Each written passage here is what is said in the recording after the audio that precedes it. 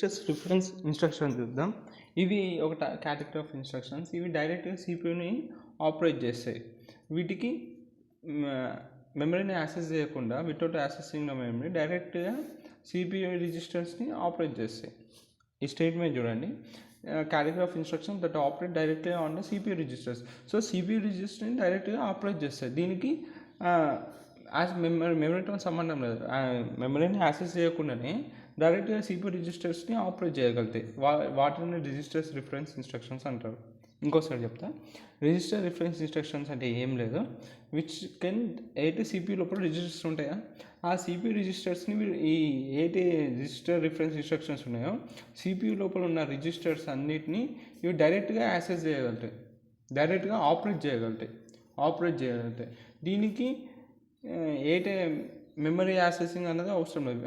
మెమరీని యాక్సెస్ చేయకుండానే డైరెక్ట్గా సిపియూ లోపల ఉన్న రిజిస్టర్స్ని ఆపరేట్ చేస్తుంది. దాన్ని రిజిస్టర్ రిఫరెన్స్ ఇన్స్ట్రక్షన్స్ అంటారు.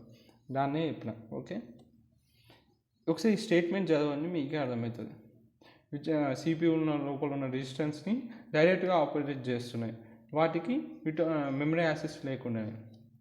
సో దిస్ ఇన్స్ట్రక్షన్స్ అనేది ఎట్లా ఐడెంటిఫై చేశారంటే ఒక స్పెసిఫిక్ బిట్ ప్యాటర్న్ ఉంటాయి అన్నమాట. ఈ ఇన్స్ట్రక్షన్స్ అన్నీ ఎట్లా ఐడెంటిఫై చేశారంటే ఒక స్పెసిఫిక్ బిట్ ప్యాటర్న్ ఉంటుంది ఇన్స్ట్రక్షన్ ఫార్మాట్లో.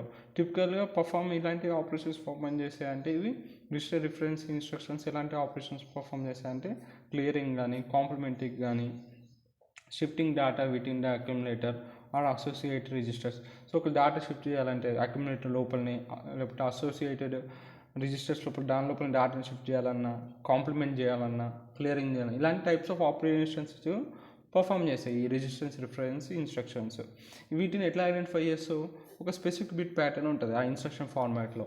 ఆ ఇన్స్ట్రక్షన్ ఫార్మాట్ ఏంటో చూద్దాం. సో ఇన్స్ట్రక్షన్ ఫార్మాట్ ఇలా ఉంటుంది. సో ఇన్స్ట్రక్షన్ ఫార్మాట్ ఈ బేసిక్ కంప్యూటర్ మోడల్లో యూజ్ చేస్తుంది. 16 బిట్ ఇన్స్ట్రక్షన్ ఫార్మాట్ అనమాట.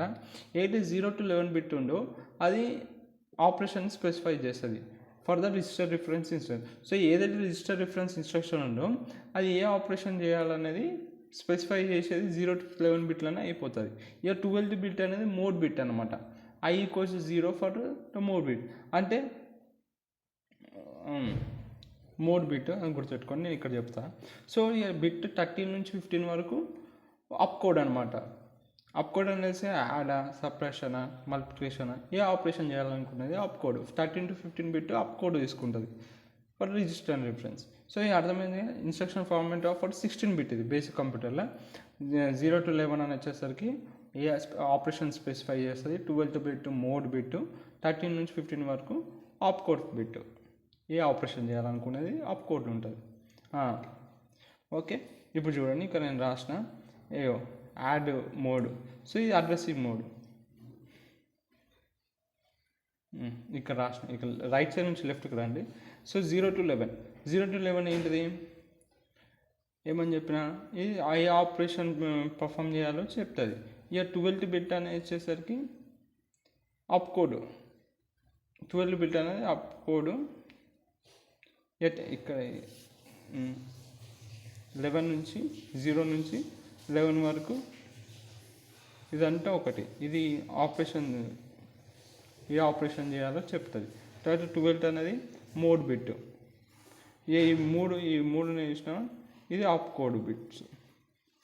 ఓకేనా, ఇది ఇన్స్ట్రక్షన్. సో ఈ స్పెసిఫిక్ ఇన్స్ట్రక్షన్ ఫార్మాట్ని ఫాలో అవుతాయి ఈ ఇన్స్ట్రక్షన్ రిజిస్టర్ రిఫరెన్స్ ఇన్స్ట్రక్షన్స్ అన్నీ. ఈ ప్యాటర్న్ ఫార్మాట్ ఫాలో అవుతాయి 16 బిట్ ఒకటే.